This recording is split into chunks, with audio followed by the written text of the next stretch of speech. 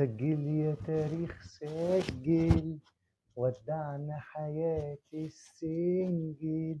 سجل يا تاريخ، سجل يا تاريخ، سجل يا تاريخ. مالك يا ماما قاعدة كده ليه؟ يعني خلاص يا ابني هتسيبني وتمشي؟ هسيبك ازاي يا ماما؟ ده هي يومين وهتلاقيني ناطط لك هنا. انت نور عينيا.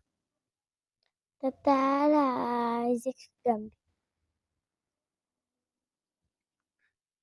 خير يا ماما، خير بس. ماشي. قلقان ليه؟ هتعرف بس. انا عارفة ان انت رايح تعيش مع واحدة ست تانية. انا عندي كلمتين عايزاك تاخد بالك منهم كويس. بالله عليك يا ماما، انا النهارده بالذات مش محتاج اي نكد. هو انت مش فرحانه لي ولا ايه؟ فرحانة طبعا، انا مستنية اليوم ده بقالي 25 سنة. ما تقلقش، انا عندي كلمتين عايزة اقولهم لك. اتفضلي يا امي. بص يا ابني، انت هتاخد واحدة بنت ناس، عددها وطباعها مختلف عنك. مفيش حاجة اسمها هتذبح لها القطة من أول يوم، وإنها لازم تتعود على طبعك. انت مش متجوز إنسان آلي ولا شاري واحدة من سوق العبيد. ومع الأيام يا ابني هتحس إن انت واحد. دي بنت ناس ولازم تحترمها وتحتويها عشان تحبك.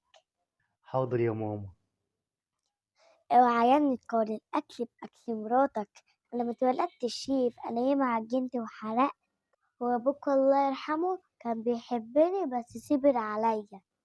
كان المحروق والشايط والمعجن لغاية ما أكل ماما كان بيجيبك من آخر الشارع. والله انت ست عظيمه، ربنا يخليكي ليا يا ست الكل. وحاجة كمان، اللي مراتك تيجي تزورنا هتعمل الواجب من ناحيتنا، ولما ترجع بيتك تبص راسها وتشكرها وحسسها التقدير لحبها لينا وحبها ليك. وليك علينا يا ابني، علينا يا ابني ناخدها في حضننا ونحببها فينا. والله ما كنت متخيل يا ام تقولي كده اصلا. اوعى تيجي يوم وتحكي لها على مشاكلكم أمامك، وأكيد هزعل لو حسيت اللي هي جاية عليك. وما تحكيليش على أفلام الأكشن اللي بتحصل في البيوت، عشان أعرف أبص في وشها. وياريت بلاش تصرف ليها قدامنا، ولازم تحترمها قبل ما تحترمك. وبلاش تسمي بنتك على اسمي. ما تضحكش، أنا أعرف لمراتك مهذبة وعمرها ما تغلط فينا.